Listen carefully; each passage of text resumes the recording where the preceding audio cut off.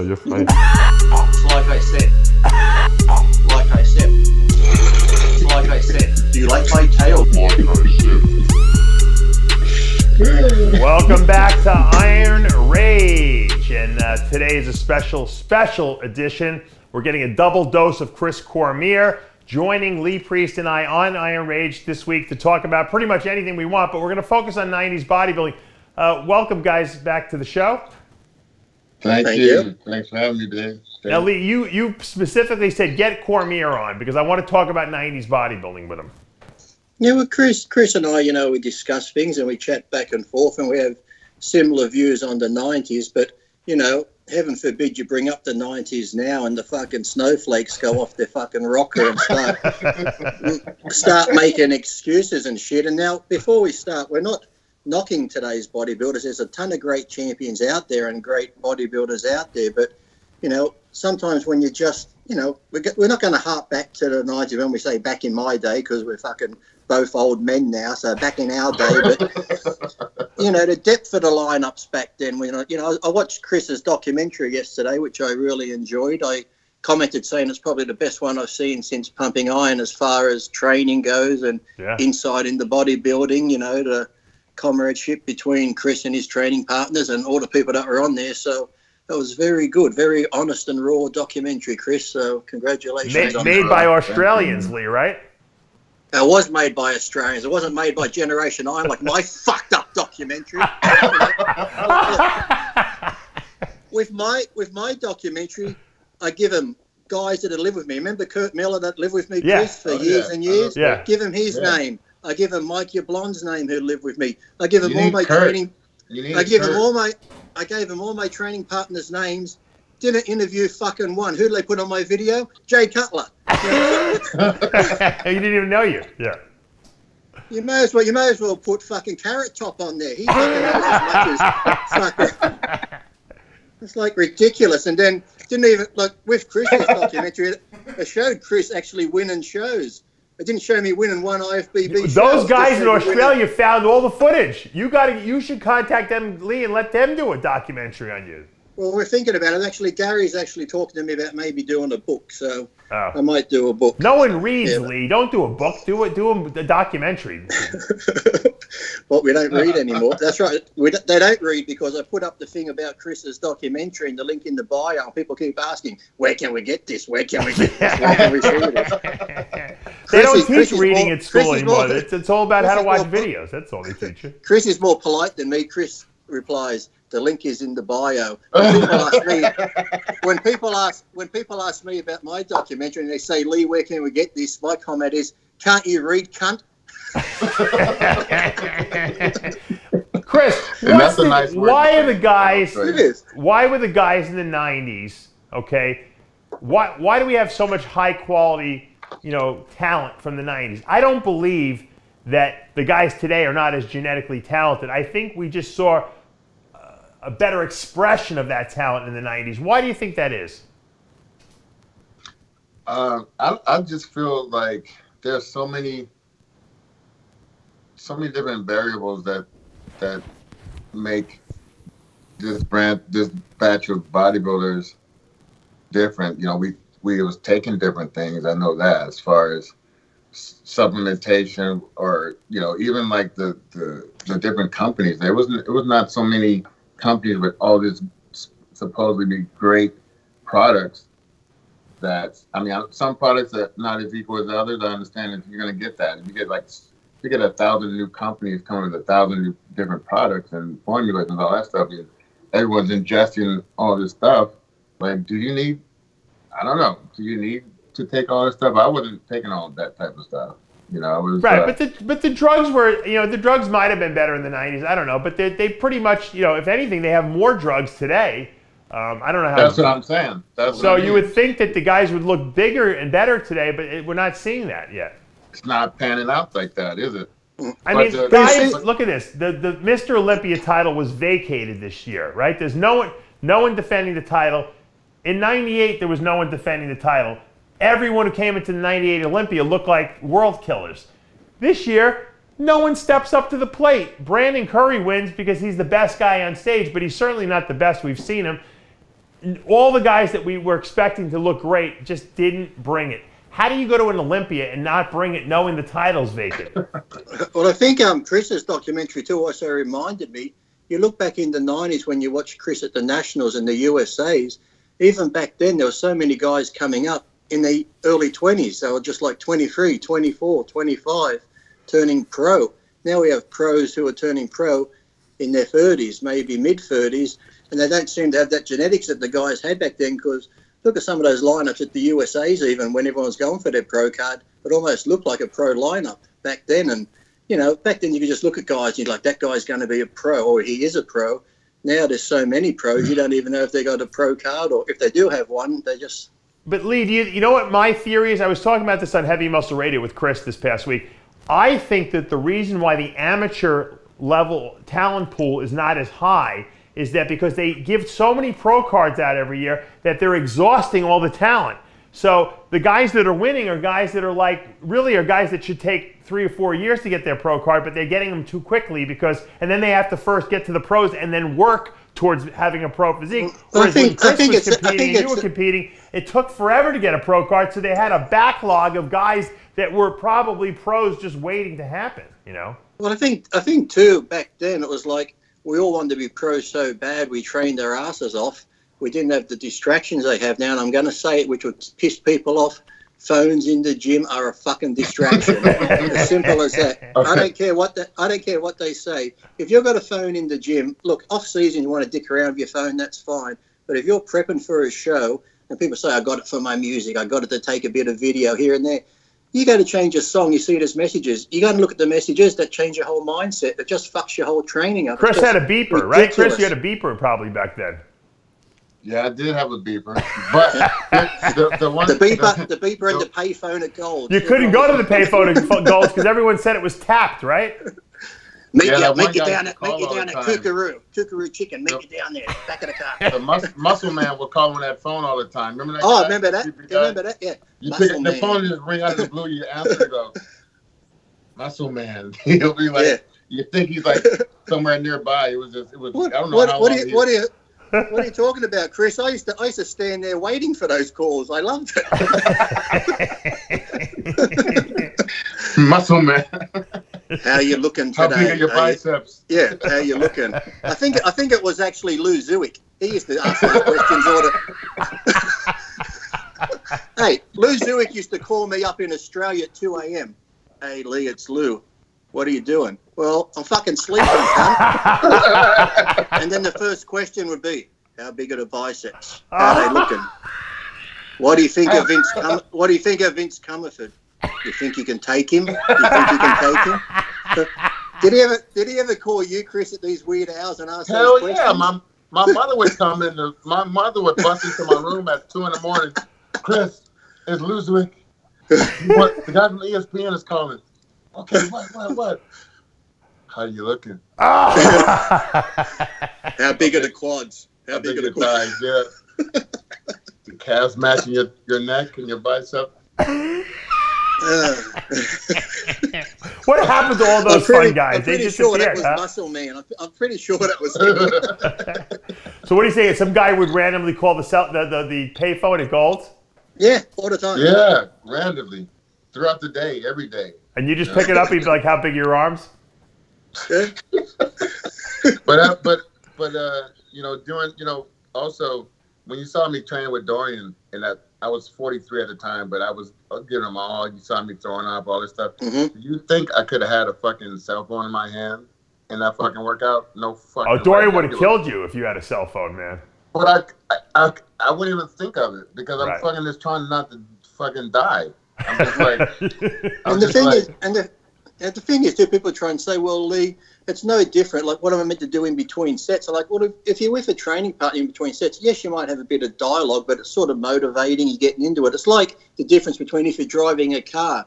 You can talk to a passenger in the car and still be focused on the road. When you're driving on your phone, it's a totally different ball game. You're distracted and shit, and most accidents happen. So the whole in-between set bullshit, when they say, well, what am I meant to do in between sets? Well, how about you focus on your next set? You spot your training partner. You get set up for the next exercise. That's what you're meant to be doing in between sets. It's like, unless you're a doctor on call for heart surgery, you don't need your fucking phone.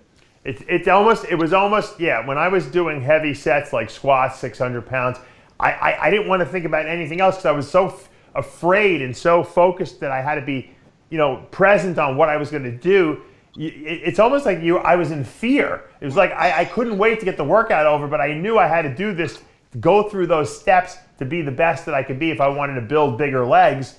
I didn't want any distractions. I wanted nothing in my mindset other than what I was going to do.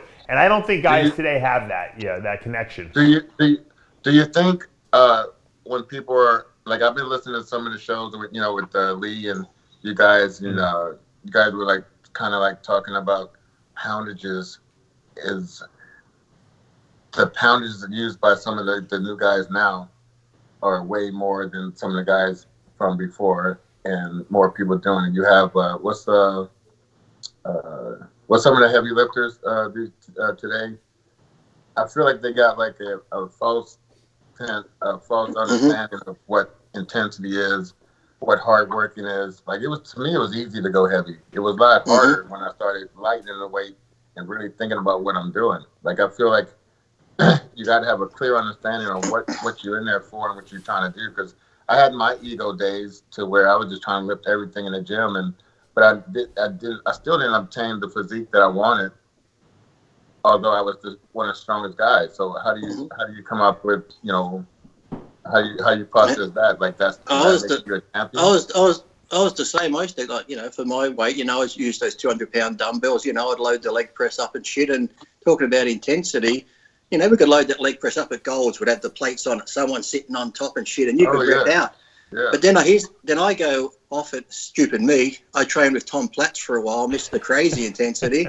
You'd have half the weight on that leg press, and I tell you, I was twice as sick, twice as worn out, just from that mind-muscle connection and the intensity that you'd put into it with half the weight and stuff like that. Whereas, okay, it's good to go heavy now and then, like Chris says, for your ego, and sometimes it's good to do it. But, the whole intensity, like training with Tom Platz, he could make 500-pound feel like 1,200 pounds just by doing it correctly and having that focus when you're training. Go ahead. I was gonna say I worked out with Robbie Robinson at an early age, 20 years old. He's been in my life. He's still in my life over the years when I needed to come back. Everything. But he was trying to get me to do the things that I'm kind of understanding now. But I was just too young and too egotistical to take that into a strong consideration to channel my training after. I could see, even old videos, I could hear him saying, like, trying to get the connection, keeping the discipline with the dumbbells, making everything perfectly sound with your structure, kinesiology, everything, But it hurt, it was painful, and it was too light to make me look like I was this person I was trying to be. So instead of the 40s and 50s, I wanted the 90s and the 100s and the 110s on the curls.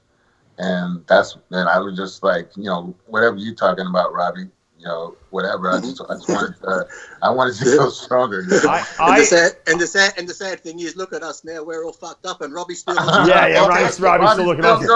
Yeah, I tell people all the time, the best gains that I made were after I would have an injury or a surgery. Like, if I remember I had to get my shoulder scoped and cleaned out, and when you come back from a surgery, you have to start light, and so you're really trying to make those light sets count, right? Because you don't want to lose muscle. And I learned more about how to train after coming back from an injury, because I had to start over and reboot, so to speak, than I did if I hadn't had the injury to begin with. And so a lot of my training techniques changed after getting injuries, because I was forced to really focus on using the muscles and not cheating, or not, maybe letting my forms slip a little bit like some of the other guys did. I mean, the worst guy you could ever watch work out would be Ronnie Coleman, right? I mean, Ronnie's form was the loosest form of all time, but how could you argue with the results? But if you try to do that, you would kill yourself, Yeah. Same thing with Branch Warren. Also, I think in the 90s, the expectations were different. Like, people are not totally expecting people to have striated quads. They're not expecting it. If they see it, oh man, he's in unbelievable shape. Right. Or look at the lower back situations. Everyone had an awesome lower back. Everyone was sporting a Christmas tree every show, every time. Okay. Also, some of the muscles, and like I said, I pick myself apart still to this day. So don't get me wrong, I wasn't perfect, but I had a different proportional outstanding, like an outlook on what I felt bodybuilding should look like. But I think I never lowered my expectations of myself, even, or the guys nowadays competing nowadays. I never lowered my expectations. So when I see something that's off or not the way it should be, as far as like the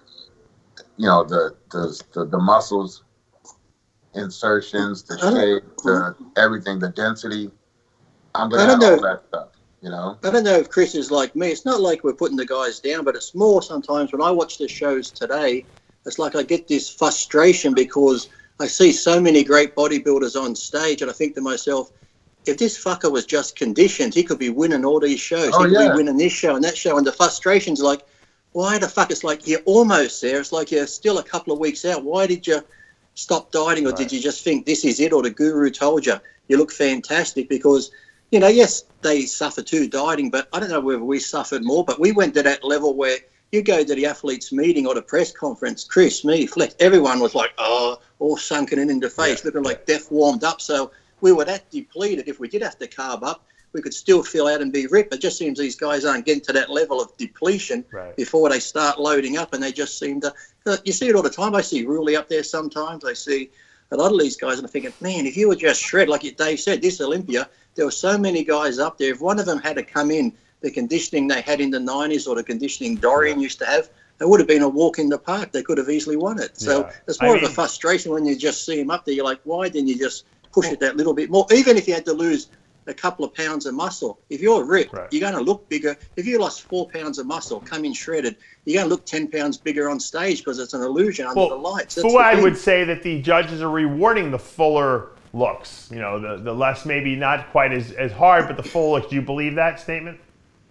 No, I think that's why everyone was going on about, when you see someone like Bonnock up there, or I don't know why I keep forgetting his name, the one that got third from overseas. What was his name? Who you third at the Olympics. Guy from Iran? Yeah. Hadi Chupin. Yeah, Hadi. It's like when people see him, they're so impressed by his conditioning because compared to the others, he makes them look soft. But in the 90s, Hardy would have fit in great with us because that's the conditioning the majority of the guys had. No, I'm not taking this. The lighting was better back then. The cameras. Look, we had shitty cameras. You got all these 1,000 megapixel cameras today, HD shit. I said the only show that was lit good back then was the Iron Man. That was the best lit show.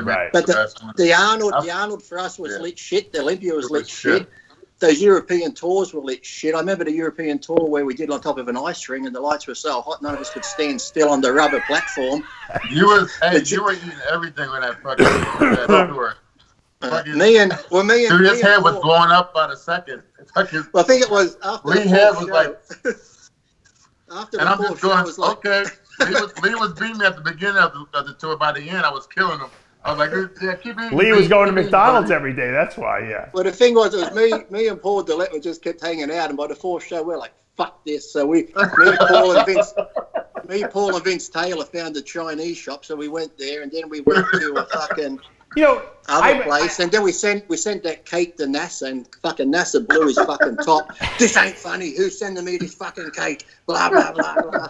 And then Milos got mad because Paul and I were still beating Milos, and Milos is taking that many diuretics to get shredded, and we're eating shit food. He's like, what the fuck's going on? Milos probably tripled his insulin input. Chris? But I think, too, Paul and my placings went down because you remember Wayne had us do a thing for Uncle Sam's clothing in Budapest. Oh yeah. And Wayne was getting Milos was melting before our eyes. He was in like fucking 5 pounds a second. He was just like we had to. Wayne didn't know you wanted us to do this store appearance for Uncle Sam's clothing, and we found out Wayne was getting paid for it and stuff, but the athletes weren't getting paid. So Paul used to call me, son. Paul goes, son, we're not going. We're going to sit here and not go. So Paul and I stayed at the hotel. NASA comes up. Paul, Wayne says, get on the bus. We're waiting for you. And Paul goes, son and I aren't coming. And from that point on, Paul and my placings went. Paul was a renegade, man. Him and they called him fourth in Russia. Was that Russia? They called him fourth place. He wouldn't go out. He was like, fuck that. He's all, fuck you guys.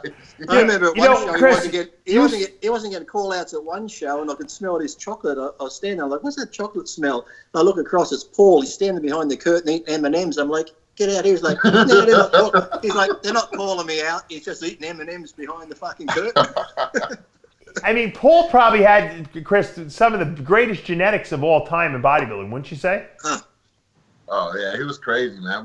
When we first saw him, he was like, who's this big fucker coming to goes, right? So we was like, we wasn't really talking to him. So we spent like a week without even saying a word to him. Like, we don't even see Paul, right? So he's like, so we just play with his head a little bit. So when you come in, you know how it is, Lee. When you come in to go, somebody brand new, you know? But he had these huge shoulders, like, but he's like 6'2", you know they don't have any legs, you know? So one fucking day, he fucking took his pants off. He had these huge fucking calves, these huge fucking quads. And you're like, oh, fuck. It's amazing the guy didn't win more shows. That's like when I came into Gold's Gym, they're like, who's this fucking white cracker from down under? They're coming in here. Got his fucking pro card already. How old are you? He's only 20 years old, the cunt. Get the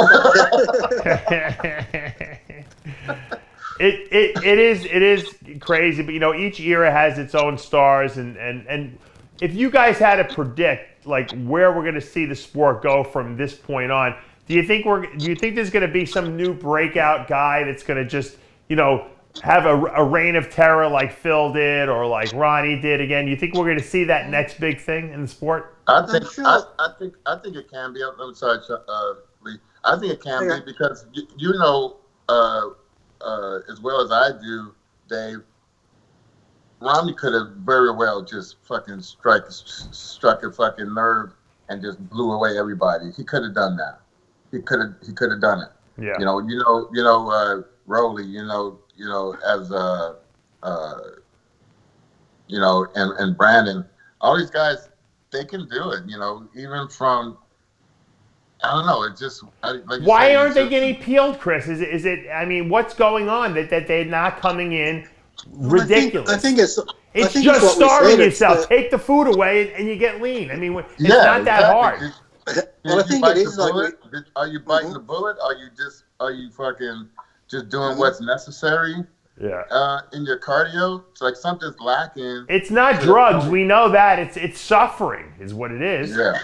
Yeah. And like we said, it's like people say they suffer, but are they real? It's like when you train by yourself. Sometimes you think you train hard. Like I train by myself a lot, and I do legs. I think, I'm doing it hard. I'm sore, this and that. But then you train with someone like Chris went to train with Dorian. I went to train with Platts, and now you're training with someone who really pushes you. Like, fuck, I was really just pissing around before. I wasn't training hard at all. But you know, in your mind, you think you are until someone actually pushes you. And I think that has to be the same all the way. Whether some of these gurus just aren't pushing them enough with the dieting, it's like. Yes, they might be suffering, but I think you're still a little bit too comfortable. I remember when I get ready for a show, when you look your best, I mean, Chris was probably the same. When you're at your best looking, you feel like you could just curl over and fucking die. Standing on stage was an effort. You'd be standing there, you're like, when's this over? I remember when we did the San Francisco, I remember there was like a call out there. It was me and Dexter and Chris, and then they kept me and Chris out. They brought Ahmed Hader out. I think like 5 call outs in a row, they kept me and Chris out there. And this is where I got Chris here, because on the 4th call out, Chris sort of bent over like this and went, and I went, it ain't hurt me.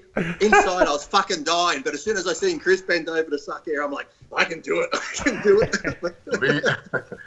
Man, you know, it was wild because, you know, you always think, you know, Lee was fucking, he was good though, man. Be his height and his weight and to battle with some of these bigger guys that he did, like that should just show like how good he was. And the thing is, though, I never wanted to give Lee his due mentally to myself, because I want to chop him down mentally to where it's like I got to go against the guy. I'm not going to be like looking at his good attributes. I just want to look at what's wrong with him. Sure. And only, even like with Flex and Kevin, I'm not looking at their strengths, because even Jay, like, you want to tear these people down mentally so you can go against them and feel like you can beat them. You don't want to like look at how great they are. We talk more respectful now, but I guarantee you, a lot of times we probably want to kill each other. We probably want to hurt each other, but it's all love, and it's like I told him that time Chris wanted to kill me at the firehouse.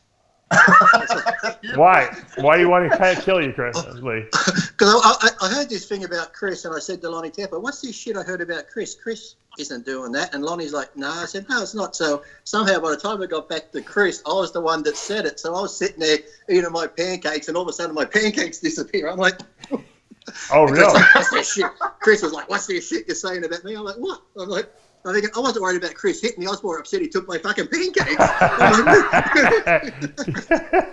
But I saw him walk in. I'm like, "There's that fucker." And I'm like, I get up. I'm like, yeah, but you know what, Chris? I don't think people believe that was you, because you're so nice. Like, you're such the kind guy now, the fun-loving Chris Cormier. When you were in the midst of your career, though, you were dangerous. You didn't want to piss you off. People don't know that side of you at all. Yeah, it was like you say, and plus, the trend didn't help. Yeah. Oh, yeah. The tremolo didn't help, exactly.